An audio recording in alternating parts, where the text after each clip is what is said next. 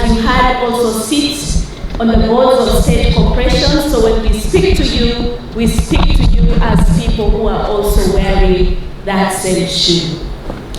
So we are going to speak about, the key principles, corporate governance principles under Mwokizo, as well as any emerging issues that have come up.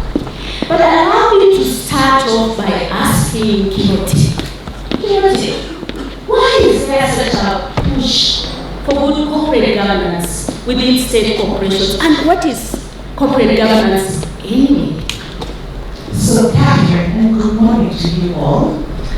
Catherine, the push for good corporate governance has started today, particularly in state-owned entities. Back then, those many years back, there was a planning platform. When the parastatal reform committee was set up, there had been failures in the state corporation. Actually, some had already failed and had been reduced back into desk offices at their parent ministry. Some were unable to fulfill their mandate, and there was a view that they could be merged to see if they could produce anything better. Some state corporations had actually been placed under liquidation or statutory management. Very sad.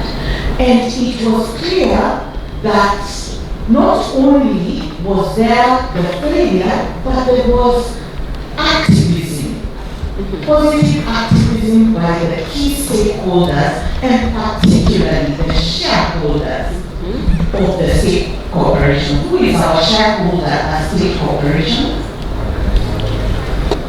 I can hear whispers, but somebody should shout out, I'm confident. There is a national, someone here says the National Treasury. Any opposing view? Other view?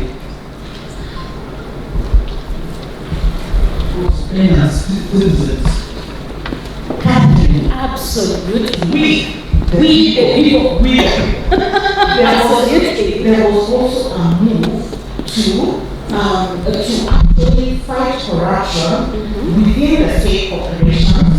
And finally, there was even a global governance revolution going on, not only for government-owned entities, but even for private entities on the back of the global financial crisis. So, actually, corporate governance ensures that an organization is directed, is controlled in a way that it achieves its mandate. And it was critical that we had an aligned view of what it means to govern these state corporations for we the people well. Because corporate governance really is at the heart of what goes right and what goes wrong. Absolutely. So Catherine, why was Mwokizo thought then seen as a solution? Why did you conceptualize it? And what is our business with it anyway? Before I respond to that question, Kiyote, corporate governance is really the heart and the mind. It has to do with the heart and the mind. It's not about the law.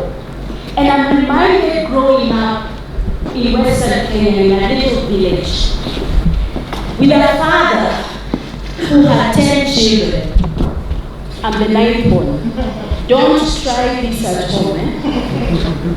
And my father ran parliamentary sessions at home. I don't know why he called them parliamentary sessions. My view is they were cabinet sessions. Because it was 10 of us. And my father designated my mother the vice president and minister for home affairs. Were you born then when we had that combination? Almost. Okay. So I had a brother who was Minister for Finance, a sister Minister for Agriculture, there was another who was Minister for Education. Thank God I went to school. And in the evenings, during school holidays, my father would gather us around the fire. And he would receive reports from his ministers, led by the Vice President and Minister for Home Affairs. And you would hear the arguments. The Minister for Agriculture did not pay the workers because the Minister for Finance did not provide loose cash. All of those. And we had minutes that we were writing for all those sessions. That was my first encounter with corporate governance. So corporate governance is not about what you do in the state corporations. Corporate governance is what you practice at home. Engineer Kama, I'm sure you have your own seat at home. And if anybody there sit on that seat, what happens? Like you find a visitor just coming and sitting at the head of the table, That's breaching governance. It belongs to somebody. So governance is about our specific roles, what we are required to do, and what delivers value to the stakeholders. So Mwokizo came about because of a number of things which were happening way before 2015, and those have been put up on the slide there. Perhaps the lights will be dim a little bit so that the people at the back can see. But one of the most important things that Mwokizo sought to cure was the issue of bloated boards. I know that is still an issue that SCAC is trying to sort out and will sort out, because we had, for some organizations, do you remember how many we had? I remember training a board of 24 members. I don't know. Two football teams. A workshop or a board? A board session. Okay. So all of those things that are put up on the slide are the reasons that Mwokizo was formulated. And it was found that having a uniform code of corporate governance for all state corporations was really important, because then we would all be singing from the same hymn book, discussing the same issues, and leading our organizations in the same manner.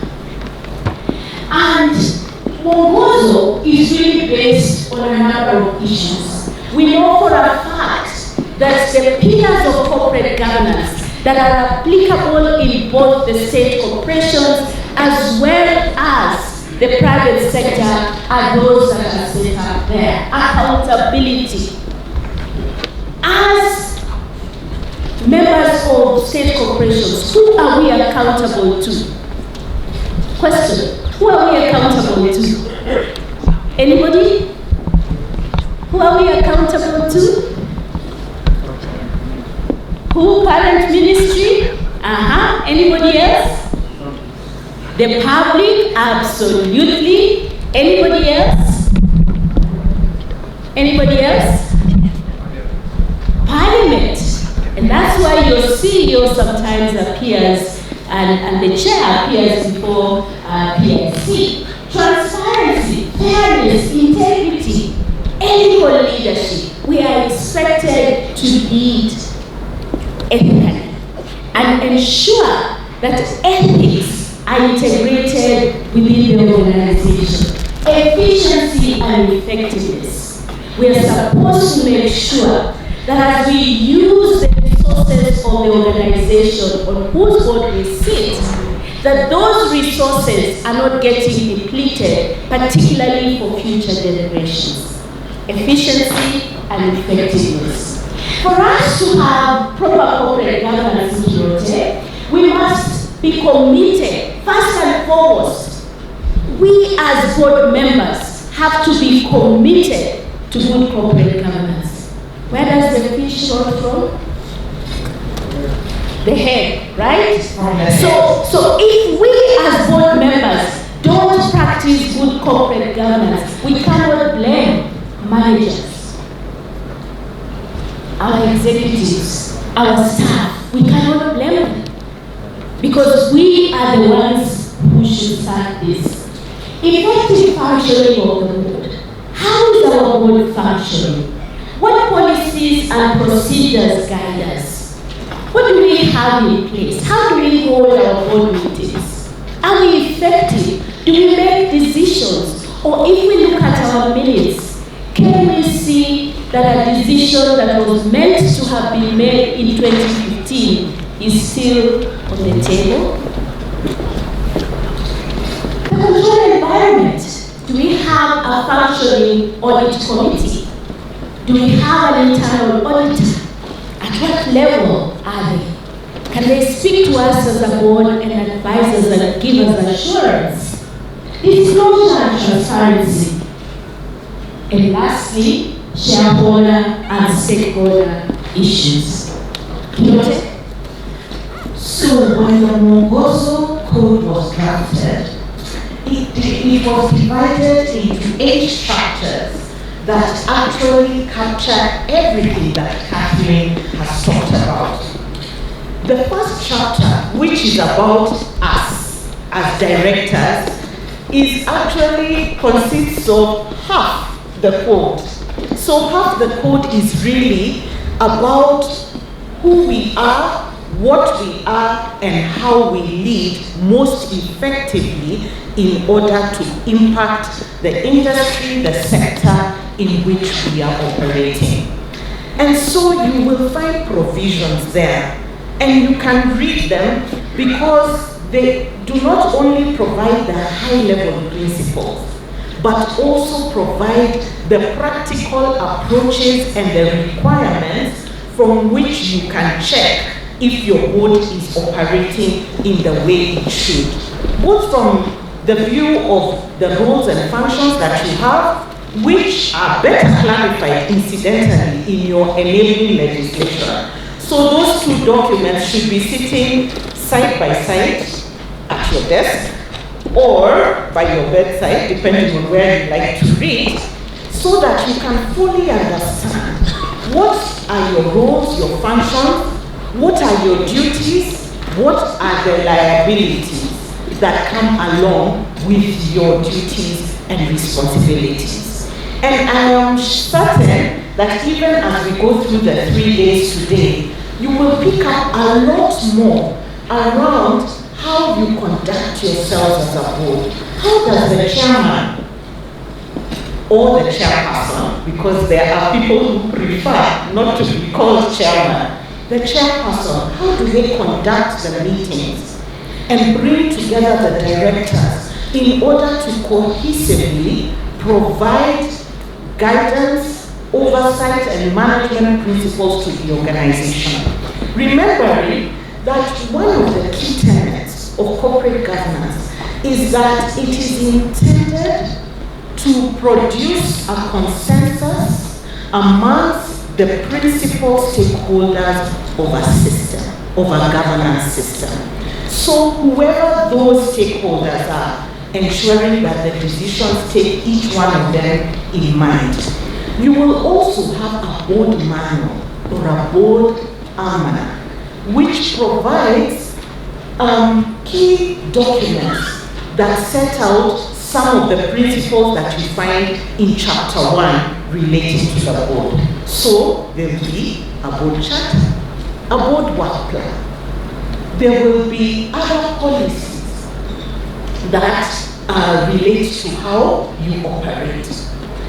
In that chapter 1, there are 2 areas sometimes that are found to be a bit challenging. In relation to the appointment of the CEO, their role, and how they interact with the board. So I know that sometimes you will find the CEO was already appointed, but their term is coming up for renewal, or their term is coming up or is coming to an end. How do you go about it? You will find some principles there that will be of good use to you. each board should be supported by a competent corporation secretary or board secretary. And it is critical that we understand this person who is in good standing with the Institute of Certified Secretaries is playing their role as a governance advisor to yourself. But more than anything, I think Kathy has mentioned earlier, the understanding of what is my role and how do I walk in my lane without overstepping or overreaching. Separation of roles has been a long discussed topic. Catherine, do you remember when there were executive chairmen? Absolutely. And they appeared in the state corporations every day and sat there, and so they were centers of power within the state corporations. And not always in a positive manner. But now, under the Mwokizo Code, it is clear what the role of a chairman is, how they form a bridge with the executive management that is headed by the CEO, who we were told earlier is the executor of the decisions of the board. And so the separation of the roles is very, very clear in this. Absolutely. So the first principle really, what I hear from you, Kiroche, is that the first principle under Mwokizo is that the board must be led by an effective and competent board. And all of these things support the functioning of an effective board. And so the question is, do you think you're an effective board? Are you competent? You have been appointed. The expectation is that you are effective, you're competent to lead that organization. It is a position of honor to serve the fellow Kenyans, but you must do so in a very effective manner. The second principle, Kiroche, is around transparency and disclosure. And it says that the board shall ensure effective, accurate, timely, and transparent disclosure of pertinent information. I need to tell you a story. I sat on the board of one state corporation, and I went for some national awards. And during those national awards, His Excellency the President said, tomorrow I am going to X state corporation. I was on the board. It was the first time I was here that His Excellency the President was coming to visit us. So was that time? Did you stand up and leave immediately? I quickly stepped out and called the chair and I said, Chair, are you aware that HE is coming tomorrow? And the chair is like, no, what do you mean? I said, Chair, you better find out. Would you have described that as timely? Was the CEO giving us timely information? So as a board, you are expected to disclose a number of, some information. And when you look at Mwokizo, there is clarity around where you need to disclose, by when you need to disclose, and how you need to disclose. Some of that information needs to be disclosed. Let me hear. From where? Where do you disclose some of that information? Some of the information up there on the screen. Where do you disclose it? Where would you disclose it? Anybody? Where do you disclose some of that information? Where?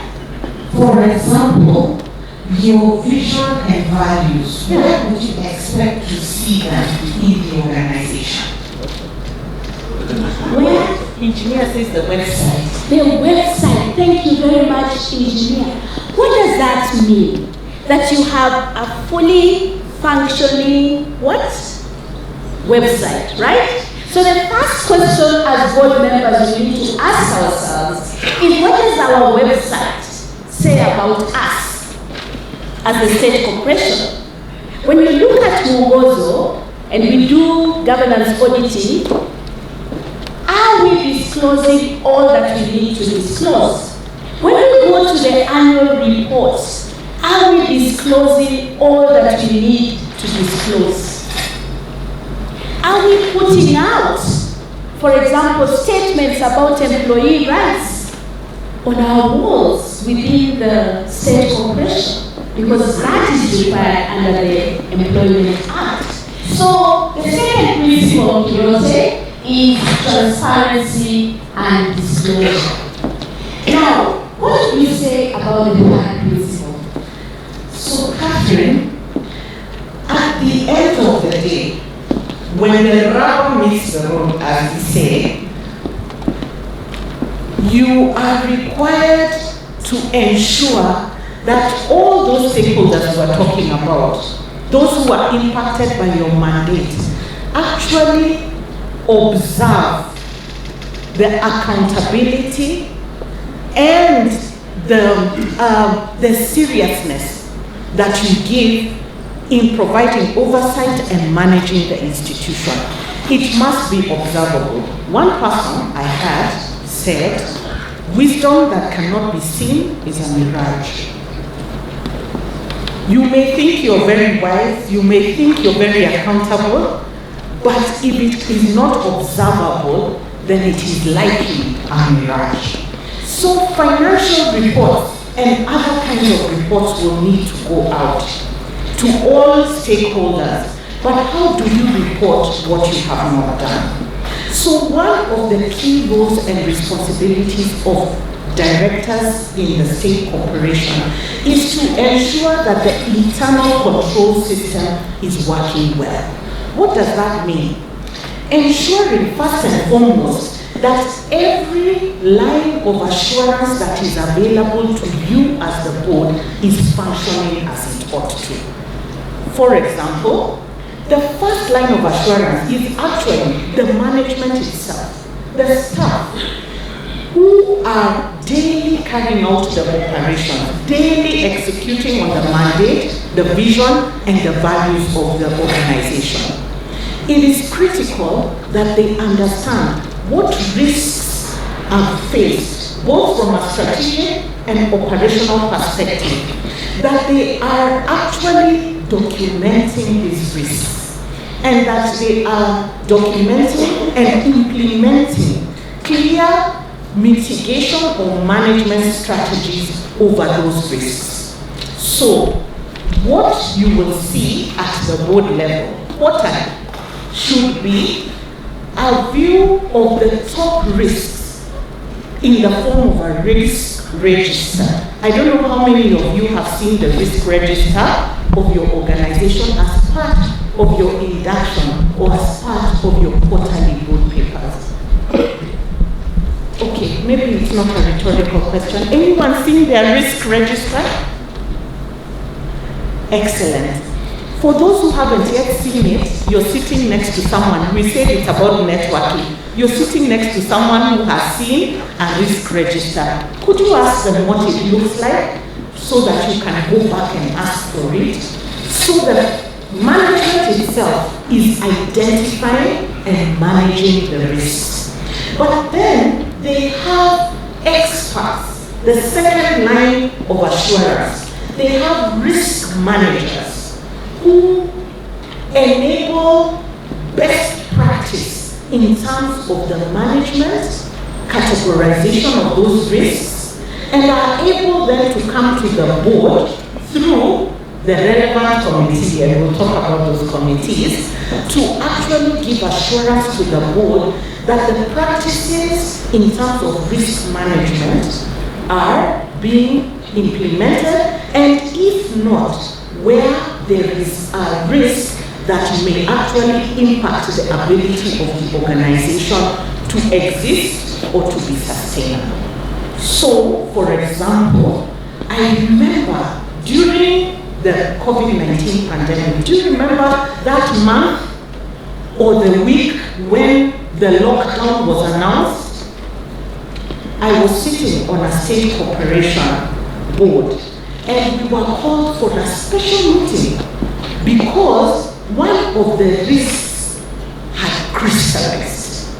And therefore, it was incumbent that the management discusses with the board the business continuity plan and the crisis management plan that would enable the organization, in this case it was CASNET, to go ahead and still have exams being taken and results being released. So that was part of the risk management framework for which the risk managers supported us with. Then there is the third level of assurance, and that is through the audit process.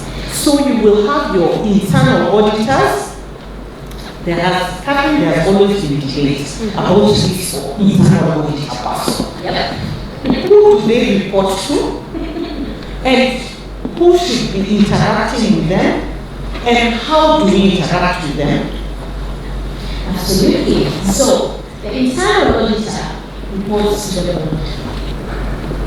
They report to the board. They don't report to management. They report to management only for administrative reasons.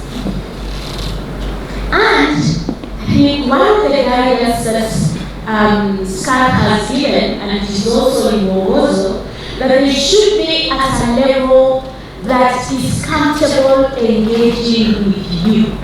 So they should not be so low in the line that they cannot give advisory to the board. Absolutely. And the internal auditor, incidentally, is the secretary to the audit committee of the board. Audit and risk committee of the board, because they should be able to discuss independently and objectively issues that relate even to the company secretariat or even to the executive office.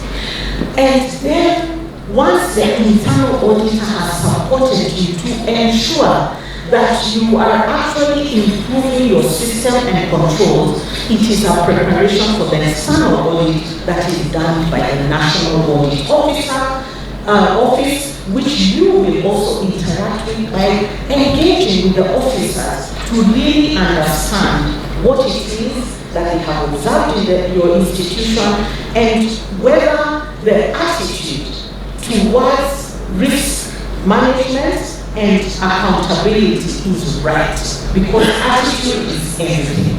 Because I think one other thing that perhaps we need to point out is that there are two reports which every board should be getting on a quarterly basis.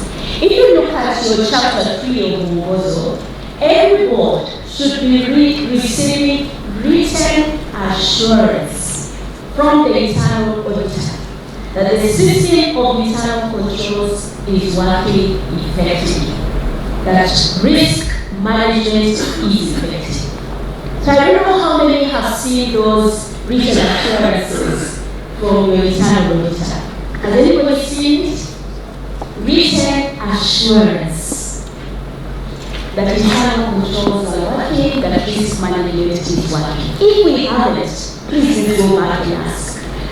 Remember, Catherine, that this is different from the internal audit reports.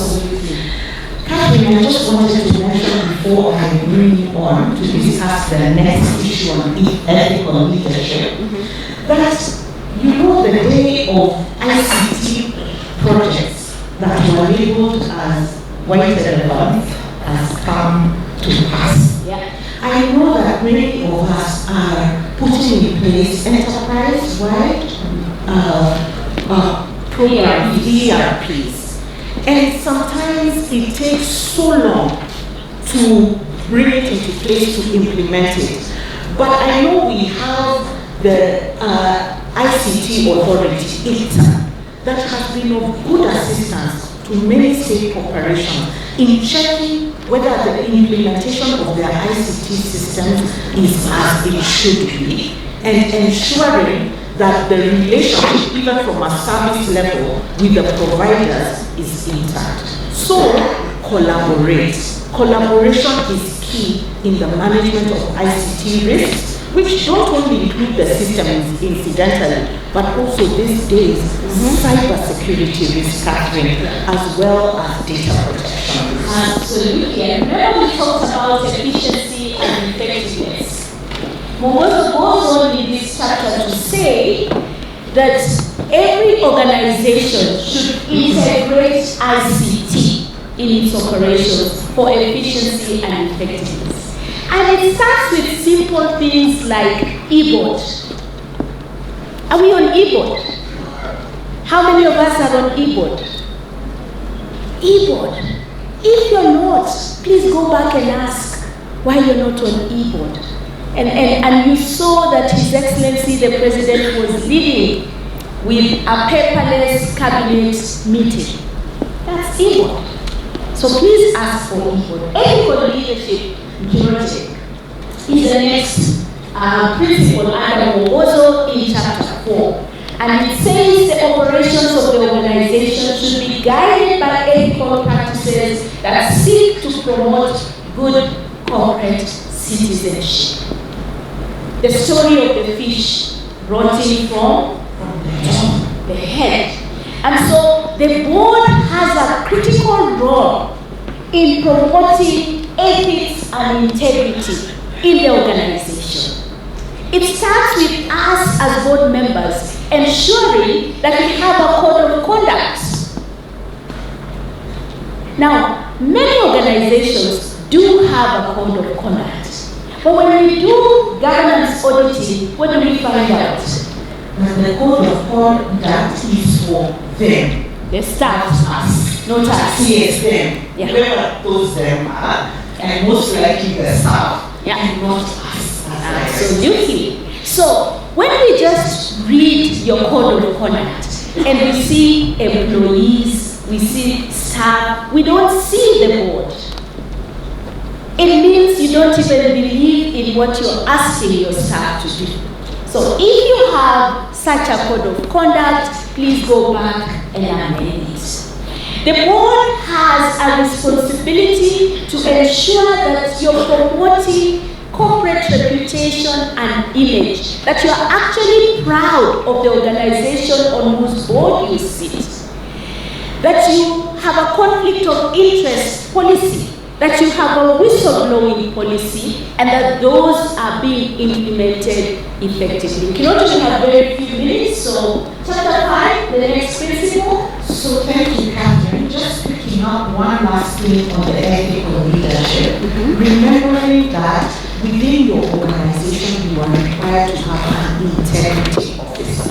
And this integrity officer should have their reports coming to the board from time to time as to what is happening in terms of integrity principles within your organization, and remembering that you have a whole, the world is your oyster. You have a whole framework, a value-based constitution, as well as the Leadership and Integrity Act, which supports you in your work. Catherine, here I have a question for you. I don't think we'll go too much into this, but my question is this. Do you see that last point down there? Minority shareholders. Right. We said we, the people. We the people. Are the shareholders. Absolutely. So who are these minorities and what do they have to do with state corporations? A great question indeed. You know, some of the state corporations are actually companies under the Companies Act. So state corporations such as Kenya Power, because the government only owns up to about 51%, 50 plus 1 shares, which means that you have, or the state corporation has minorities. Now the role of the board under this section, Kirote, is that the board should protect the rights of the minority shareholders, who are not governments, who are not we the people, but individuals like you and me who have invested in that organization. And Catherine, a question was asked in one of the earlier sessions. If those minority shareholders do not have a representative on the board, do we really need to bother with them?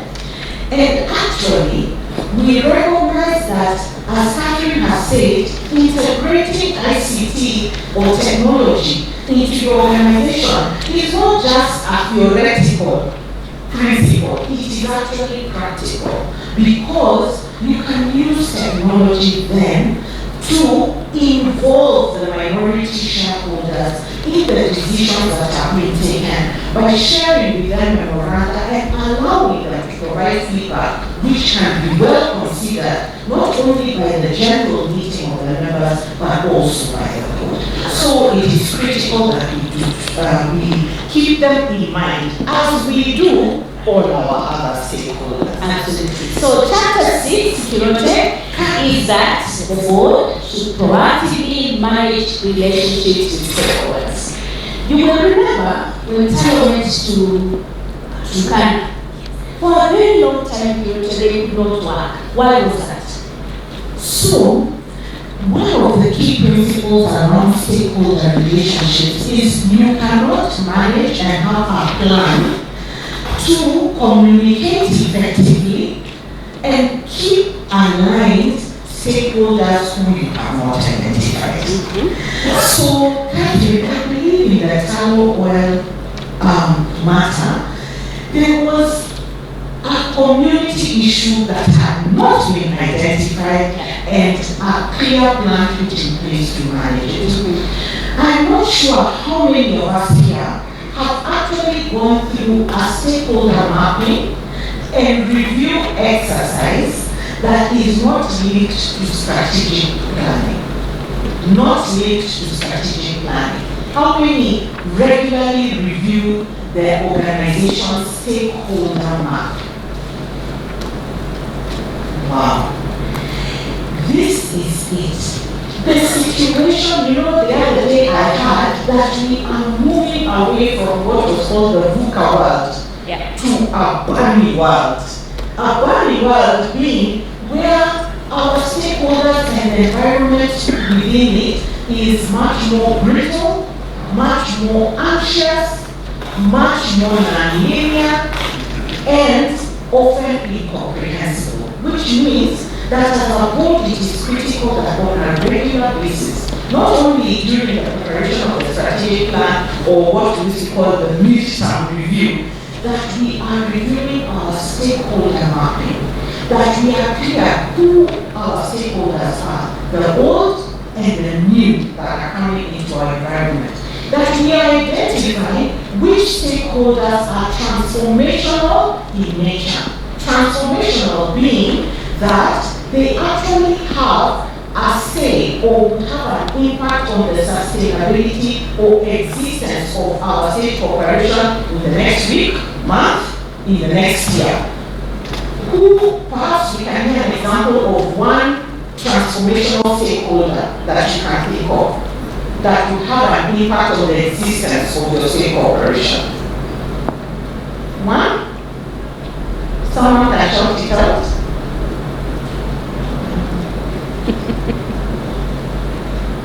Anyone?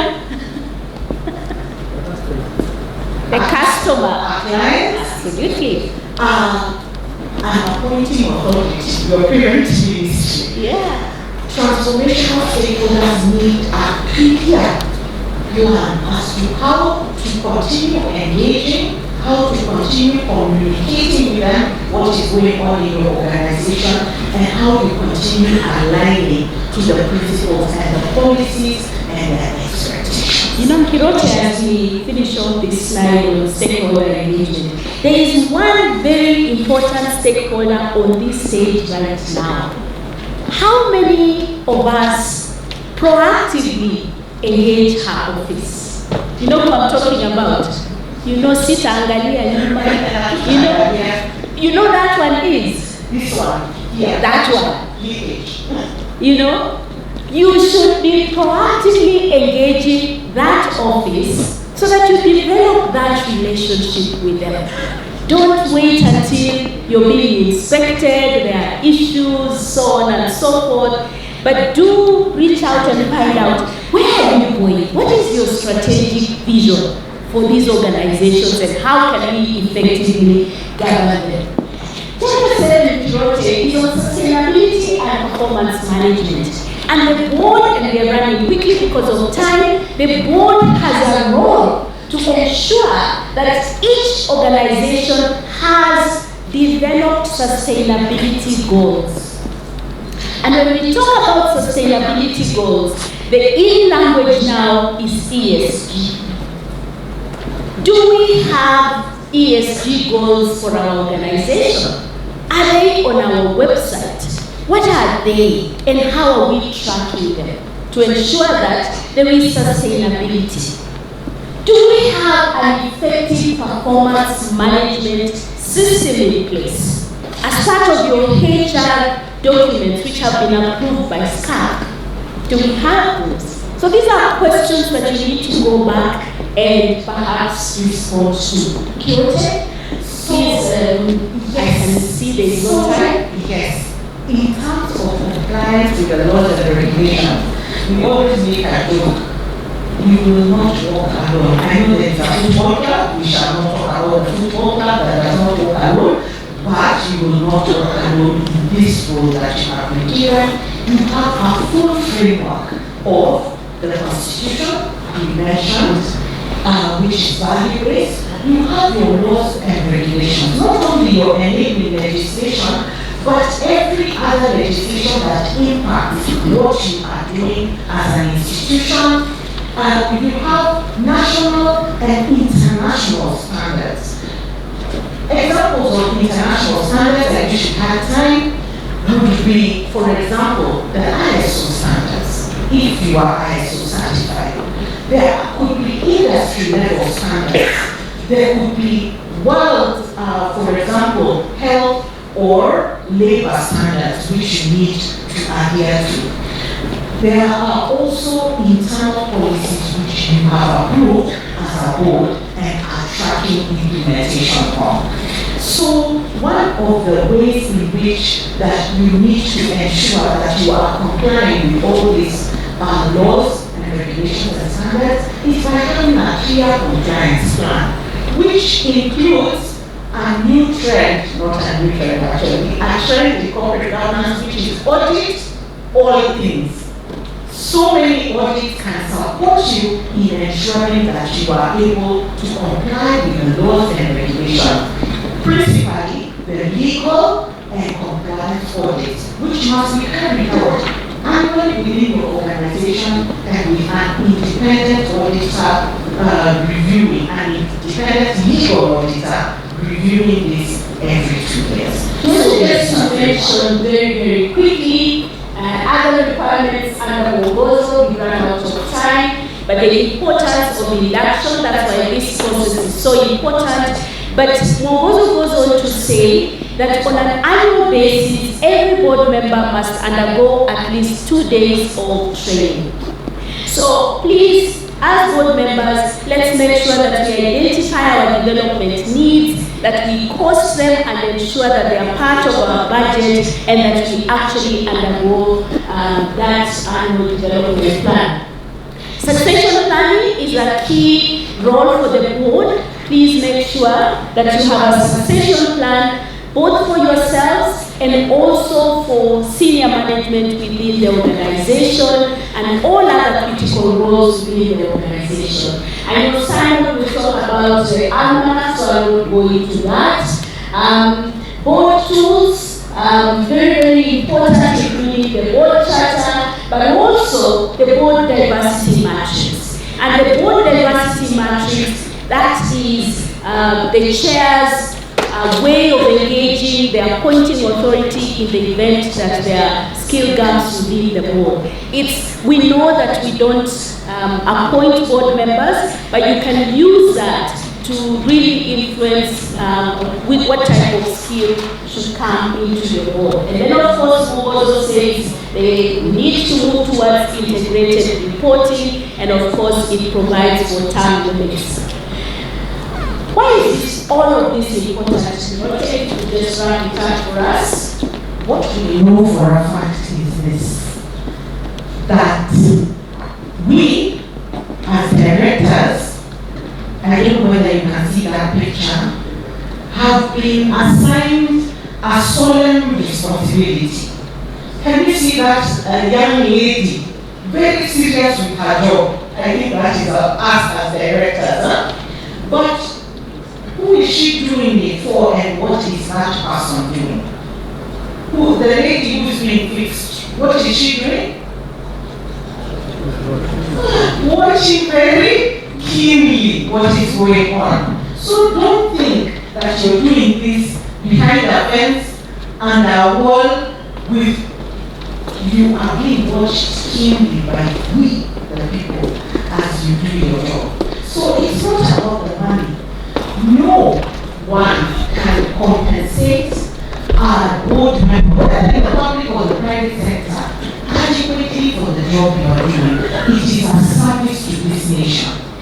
It's actually not about your organization. That we can say for a fact, because today you are a director there, tomorrow you are not. It's not about your organization.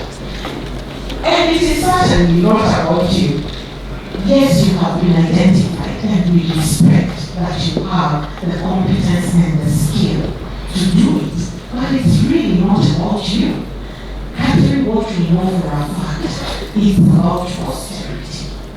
It's about families, it's about communities, it's about this country of Kenya, and it is about the impact that we are making on the community and the change that we want to see. And us committing to be the change that we want to see for this nation. So we encourage you in your role, but remember, we have a mirror, and we, the people, are watching. Thank you. Thank you very much.